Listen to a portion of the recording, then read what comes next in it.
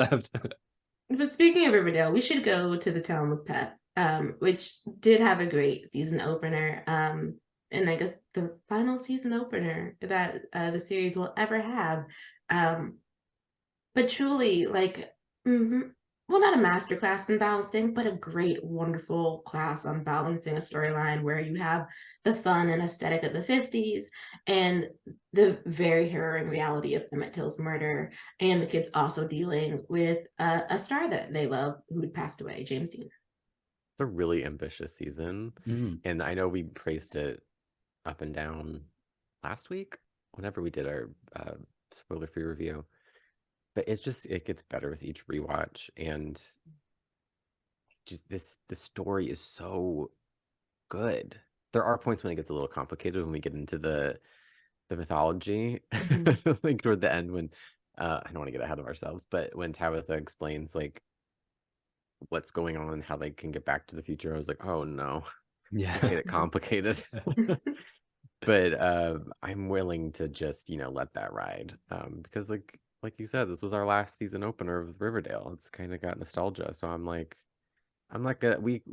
we kicked and screamed through season 6. So I think season 7, we've seen that it has a focus, it has a viewpoint, and I feel confident that no matter what happens, it'll be a fun and impactful set of episodes because they do have a purpose beyond just like the main story. It seems like they really want to say something with the season. Mm. And it really came out of the gate strong because it had a lot to juggle, specifically the layover from the previous season as how did we end up here?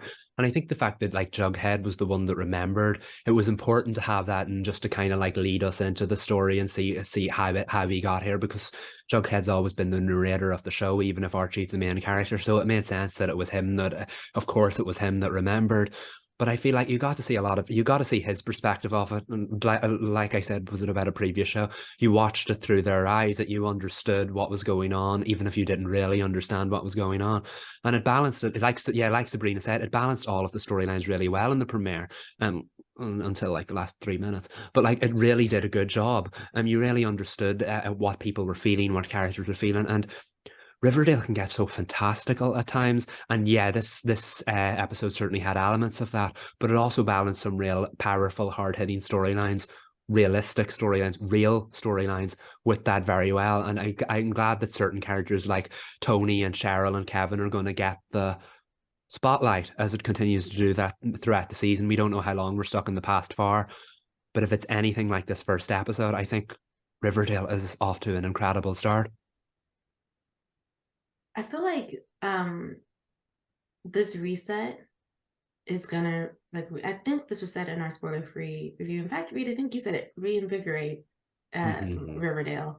It allows us to meet these kids in a different time period Mm. with somewhat of the same personality, but because they're in a different time period, the issues that they're navigating are a little different. And I appreciate that we don't have the baggage from previous seasons. It's a fresh slate for all of them. Even Jughead, because, well, this is a spoiler review. Man loses his memories at the end thanks to Tabitha. So we do get to start again. And I think that is something that Riverdale needed to do. It'd be interesting to see later on down the season whether or not the things that happened in the 50s will be remembered or if they'll be forgotten and we'll just go back to where they are in their present. Maybe with or without powers. I don't know. They're going to have to catch us back up on what they're going to do with the superpowers there.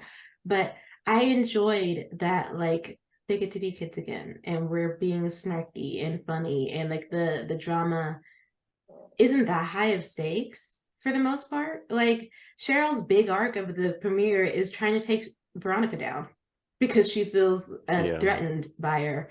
Um, and I do love that we got that little bit of vulnerability from Veronica in the penthouse, wherever hotel she's living in, where she's not like all lights and glamour and whatever. She's here for a reason. It's because she got tossed out by her parents because she was acting out because they are absentee, basically. And hopefully after that moment, she'll actually get to have some friends and be hanging with the girls, not just the guys, and have some storylines we haven't gotten to see with Veronica. She's always like, my dad is off. Like, or I'm sorry that I killed my father, or like everything is terrible. It's like, let homegirl have a nice time, please. Yeah, it's nice to see it go back to basics, to before things happen to them, and it's a nice ring the bell moment. Like they get to go back to the beginning, and especially for me with Archie, to see him unencumbered by, being a veteran, fighting a bear, losing his father. Well, he did lose his father in the 50s as well. But like all these things that have happened to them, he's just got a big crush on this girl. He wants to stop riding his bike. He says Shazam. Like it's just adorable. And I think some people might not enjoy going back to high school. And I think part of the conceit of this is that it's not supposed to be serious. Like, yeah, they don't look like high schoolers. That's the point of this storyline. But I think it's so, we keep saying fun, but it's like just so much fun to see like the biggest concern on Archie's mind is impressing Veronica with his car. And like, I don't know, just being able to see him just like grin and just be the Archie that you kind of think of when you think of Archie comics. Like when he sees Veronica, he's just like got hard eyes, like he's like a cartoon, like he's just, it's just so sweet. And all of these, I think every single one of these actors is on top of their game. It's like they all agreed, like, let's do this for them. Let's just like have a blast and do this, because there's something you can pick up on each one of the actors. And I think too, one thing that they don't ever give Riverdale credit for, fans, is how gorgeous it looks. When the storytelling can lack sometimes, but like even the storytelling, like when Riverdale really is at the top of its game, like it has some great storytelling. I would include this season 7 as some of the best storytelling and innovative storytelling on television. Like who's doing this? Nobody. What was I saying before I went on that side tangent? But the instance of Archie. Yeah, that. Yeah. I don't know. That train left the station. I don't know where I was going with that. But well, it's lovely though, because when you think about where Archie is in this universe, he doesn't have the trauma of being in a predatory relationship with his teacher. Like, and then the passing of his father is something he can wrap his mind around because he lost him in war. Like there are these things, the things that make up who Archie is as an adult in the present time are often created by trauma. And it's not to say that this Archie, doesn't miss his father or doesn't carry the weight of not having his father with him, but he's still very much a kid. The Archie that we knew and that we were introduced to in season 1 and who he grows into through the rest of the seasons, that he didn't get to be a kid long. He's 15 years old when Miss Grundy prays with him. And that affected his entire being. And they only touch on it sometimes, but it very much shaped who Archie became. Yeah. And I think, I don't want to say like he missed out an awful lot, but I feel like if you go back to season 1, he did. There was still that earnest quality that we all love about Archie, but he kind of like mentally matured in a way that maybe he shouldn't have had to quickly. He struggled with a lot. He dealt with a lot. He grew up really fast. Exactly. And he's always sometimes made a lot of questionable decisions, and that could have played into that.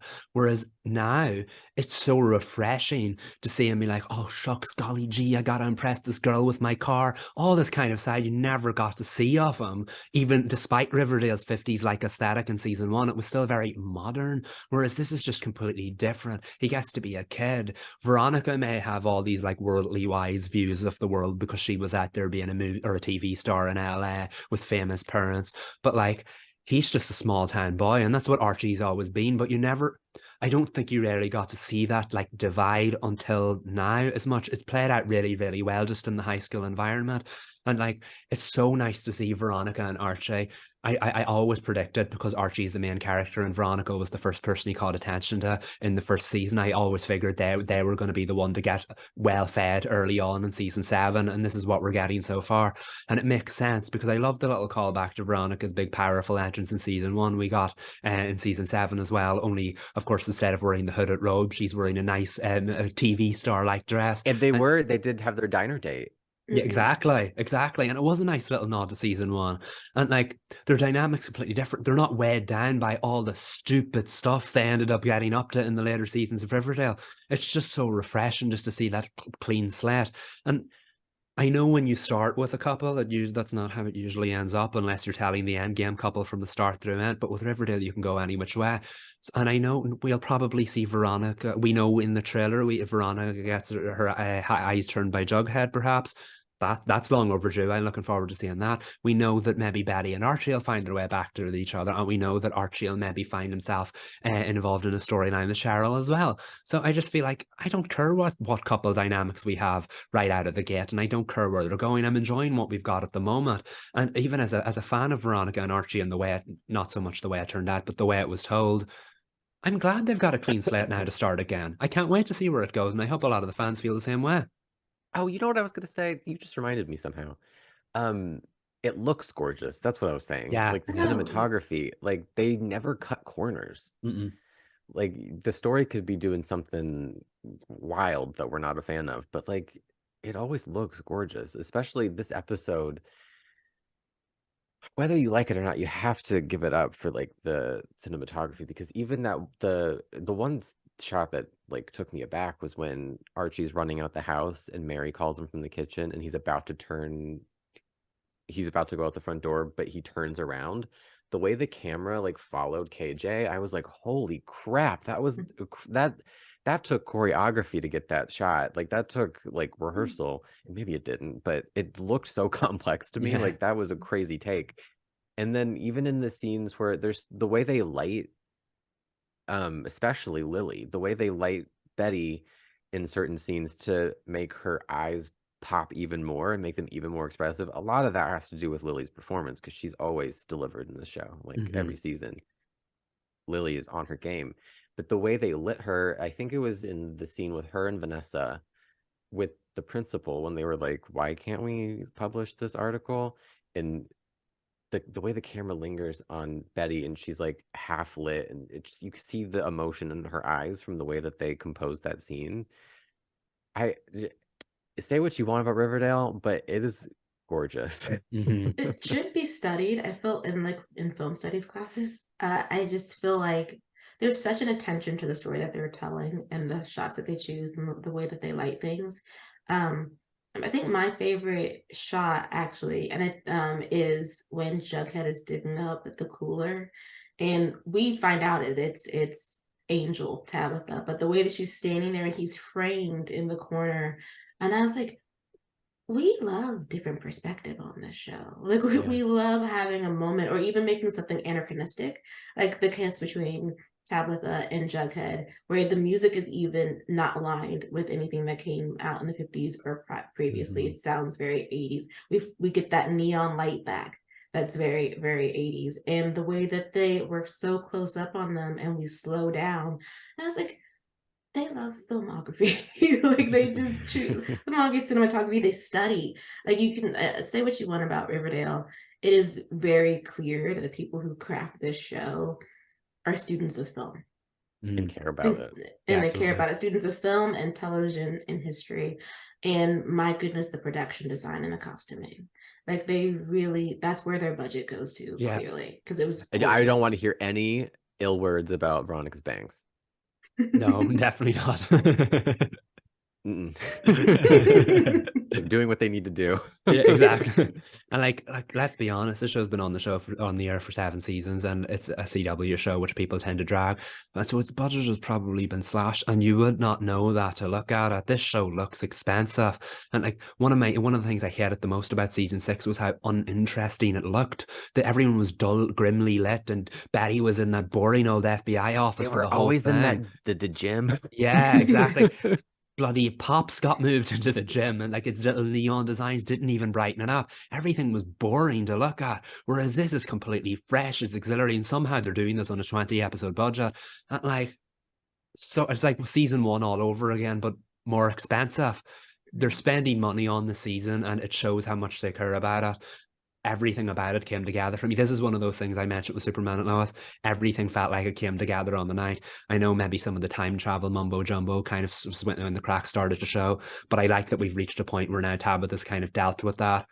I think that'll go out of the way now. We just get to spend some time in the 50s and deal with the ideals and the storylines and the norms of the society then. And I think they're definitely important stakes to the characters, but the show has finally decided to strip back, oh my God, the world's going to end, that you've got superpowers kind of stakes, so that the stakes are more important to the characters and the storylines than like these end of world stakes. Because I think the reason the later seasons of Riverdale struggled is we didn't really get to see how the characters felt about them. The story was dictated to them by the end of world scenarios. In this situation, we're going to get to see how every single character feels about storylines. It's a more contained story, and I think that's what we need, because we finally get to learn more about the characters who, let's be honest, we probably haven't learned anything new about since seasons 4 or something like that. And I think that's going to be one of my favorite parts of the season. And what I do love about the setup of this story so far, to get into some spoilers, is that now, I mean, Jughead, he was the one person who knew, and he's trying to like explain to them, like, oh, we're not from here. Like, you're violent, you're a witch. Like, and then he digs up something that connects them to their actual timeline with that time capsule cooler. But by the end of the episode, slate's clean. He doesn't know. We only have Hope and Tabitha, who's going to be hopping across the multiverse. So I don't think we're going to see our timeline Tabitha.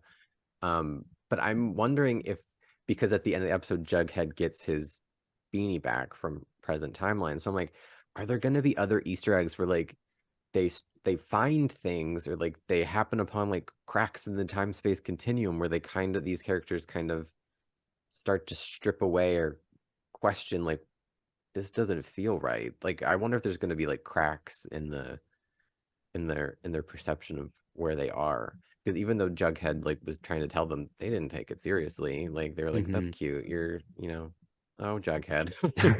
But it's But planted are a there going to be, seed.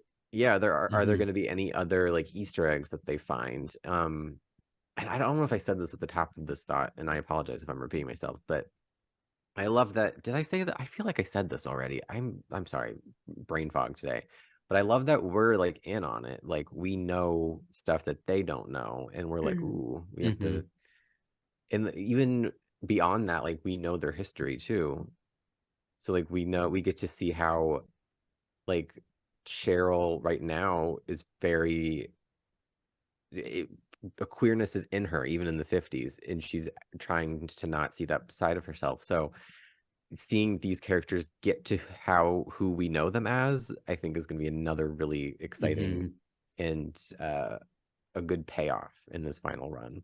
Yeah, because I think even with them not really believing Jughead, it's there though. Like, he already told He them some planted the things. doubt.